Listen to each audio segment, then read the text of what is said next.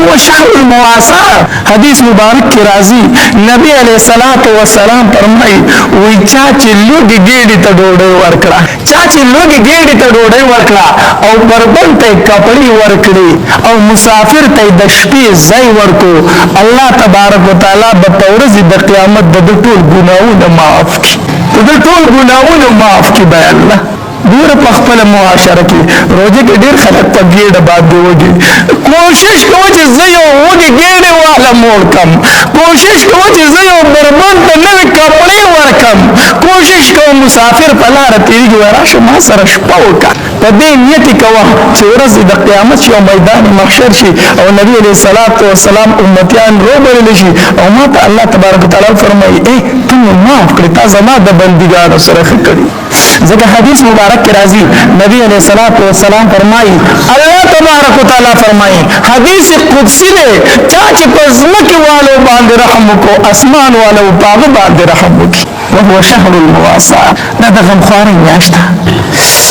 الله بیا نبی علیہ الصلوۃ والسلام فرمایي وشهر يزاد في رزق المؤمن فيه. دا داسې میاشت کنا د رمضان مبارک نبی علیہ الصلوۃ والسلام فرمایي په دې کې د مؤمن رزق سیوا کیږي، په دې کې د مؤمن سیوا کیږي، رزق سیوا کیږي. دا خو زمون تجربه ده. په عام ورځ کې په دسترخوان باندې یو سالن په مشکله پروتي، چرته په دسترخوان پروتي. د رمضان المبارک په میاشت کې د هر مؤمن دسترخوان د لوښو نه ډک. دا د رمضان المبارک برکت دی، د خپل برکتونه ځان سره راوړي. دا خو د غمخوارۍ میاشت ده.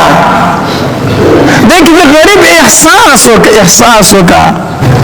او بیا نبی علیہ الصلوۃ والسلام فرمایي وشهر المواساة. دا د غمخوارۍ میاشت ده.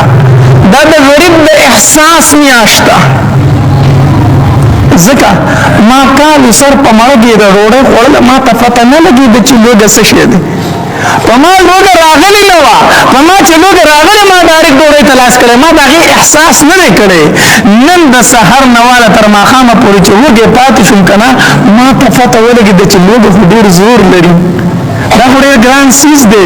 زما په دې ګاونډ کې ما سره غریبانان پاتې کېږي، زما سره یو دیارمار پاتې کېږي، زما سره یتیمانان پاتې کېږي. د هغې پلار نشته دی، نو هغې له ډوډۍ د کوم طرفه راځي؟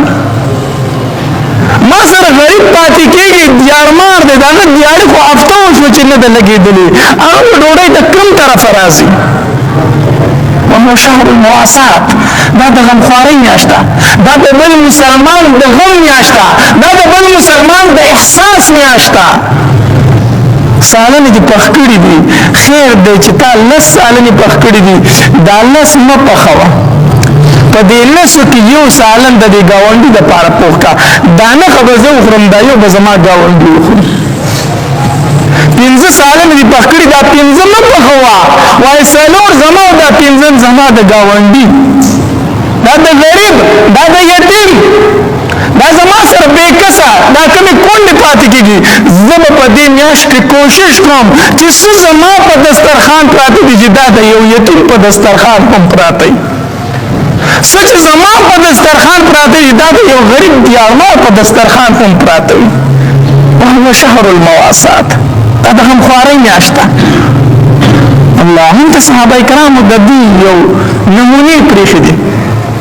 جنګ یرموک یو صحابي فرمایي و چې کله غزا ختم شو که نه ما چې غازیانو ته وکتل که نه نو په غازیانو کې زما د تره زوی نه غازیانو کې زما د تره زوی نه وی ما ووي چې د تره زوی نه شهید شوی دی نو یا به په شهیدانو کې پروتي یا به په زخمیانو کې پروتي نو ځان سره مې د اوبو مشکیزه واغسته که په زخمیانو کې پروتي نو تږی به وي ګرمي ده لږې اوبه خو به پرې وڅکومه وی ګرځېدم د خپل تره زوی مې ومونتو چې ومونتو ما یې لږې اوبه به پرې وڅکومه مخې په وینو کې ککړ دی دا به ورله پې وینځم پاک پی کړمه د تره زوی نه ورغلم پروت دی خو ساه پکې شته دی وی ما ورته وي چې اوبه څکي ما ته په اشاره باندې سر داسې وڅنډم چې اوبه راکړه تږې ما چې ما مشکیزې هغه خوله هغه ته نږدې کړه که نه په خوا کې بل یو زخمي پروت وه چغې واله تږې ما له اوبه راکړې د تره زوی مې مخ داسې ورواړه ما ته په اشارې چې دله اوبه ورکړه